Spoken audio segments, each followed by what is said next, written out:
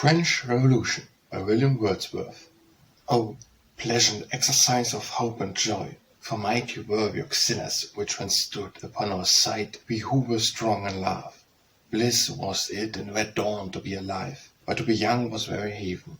Our times in which the merge steal forbidding ways of custom, law and statute, took at once the attraction of a country and romance.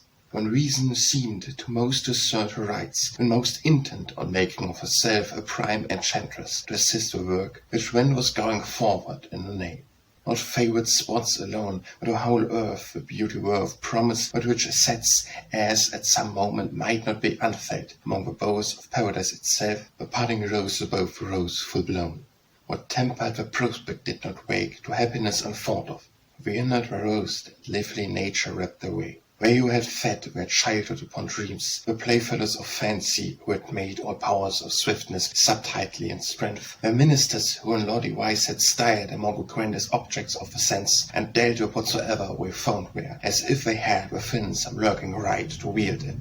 They, too, who, of gentle mood, had watched all gentle motions, and to these had fitted their own thoughts, shammers more mild, and in the region of their peaceful selves. Nor was it what both found, were meek and lofty, did both find, helpers to their heart's desire, and stuff at hand, plastic as we could wish. They called upon to exercise their skills, not in utopia, subterranean fields, or some secreted island, heaven knows where, but in the very world, which is the world of one of us, the place where in the end we find our happiness, or not at all.